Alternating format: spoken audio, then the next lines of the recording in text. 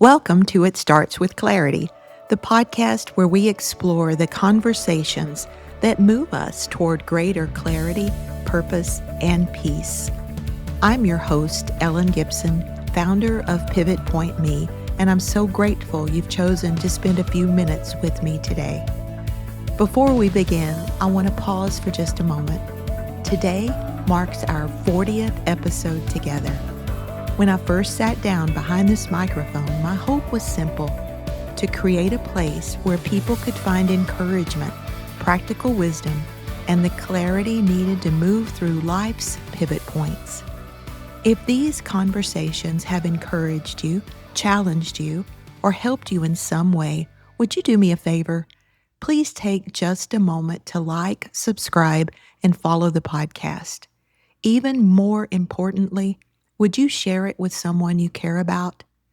Our mission at Pivot Point Me is simple: to spread knowledge, hope, and guidance to people around the world who find themselves standing at a crossroads. You never know who may need today's message. Thank you for walking this journey with me. Now, let's dive into episode 40. Today, I want to talk about something that came out of a wonderful conversation with one of my clients this week. We found ourselves discussing two words that people often use interchangeably: happiness and joy. But they're actually very different. Understanding that difference can completely change the way we experience life. Happiness depends on circumstances. Most of us spend our lives chasing happiness. I'll be happy when I lose the weight. I'll be happy when I find the right relationship. I'll be happy when I get the promotion. I'll be happy when I retire. I'll be happy when the kids are doing well. I'll be happy when the business grows. Or I'll be happy when the diagnosis improves. Notice something? Happiness is almost always attached to something happening outside of us. It's connected to circumstances. And there's nothing wrong with happiness. We celebrate birthdays, we enjoy vacations, we laugh with our family. Be excited when good things happen. Those moments are beautiful, but they come and they go because circumstances change. Joy lives much deeper. Joy is different. Joy doesn't ignore pain. Joy doesn't pretend life is perfect. And joy isn't fake positivity. Joy is a deep internal confidence that regardless of what is happening around us, we're okay.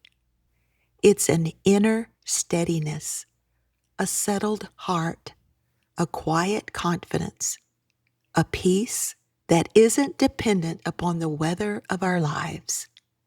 One of my favorite ways to think about this is the ocean. On the surface, there are waves. Some days they're gentle. Other days they're pretty violent. The surface is constantly changing. That's like happiness. But several hundred feet below the ocean surface, the water becomes incredibly calm.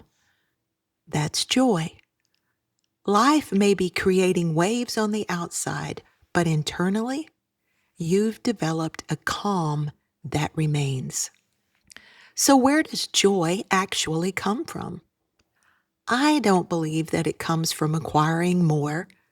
I believe that joy comes from becoming more.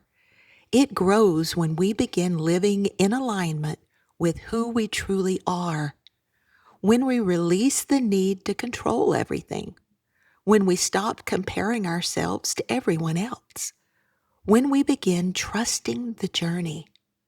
For me personally, joy has grown through faith. It has grown through gratitude, through surrender, through realizing that I don't have to have every answer today. Joy has become less about achieving and more about appreciating. So, can you have joy during difficult seasons? Absolutely. Some of the people I've met who radiate the greatest joy have also walked through some of the deepest pain, through loss or illness, divorce, financial hardship, or grief. Because joy isn't the absence of difficulty, it's the presence of hope. It's knowing that this chapter isn't the whole story, that even while life is difficult, peace can still exist. So, how do we cultivate joy? I believe joy is something we intentionally cultivate. Here are a few practices that have helped me. Number one, practice gratitude daily. Not because life is perfect, but because there's always something worth noticing. Number two, slow down. Joy doesn't usually live in a hurry. It often lives in very quiet moments, morning walks, prayer, meditation, journaling, watching a sunset, or just having coffee with someone you love. Number three, live authentically. The more we become who we truly are, the more joy naturally flows. Pretending is exhausting. Authenticity is freeing. Number four, serve others. It's amazing how often joy shows up when we stop focusing entirely on ourselves. Helping someone else has a way of reminding us that our lives matter. Number five, trust the process. Remember, life unfolds one day at a time. We don't need every answer today.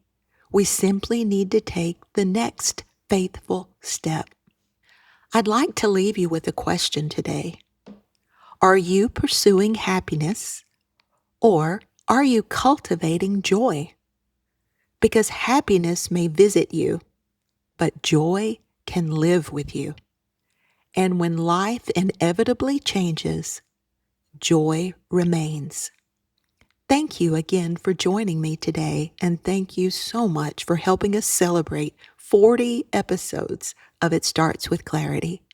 I'm incredibly grateful for each one of you who listens, shares these conversations, and reaches out with your stories. You truly are the reason this podcast continues. If today's episode resonated with you, please follow the podcast, leave a review, and share this episode with someone who may need this little reminder today. Our mission is simple: to spread clarity, hope, and practical wisdom across the world, one conversation at a time. Remember, life's greatest transformations don't begin with having all the answers. They begin with one moment of clarity. Until next time, I'm Ellen Gibson, and remember, it all starts with clarity.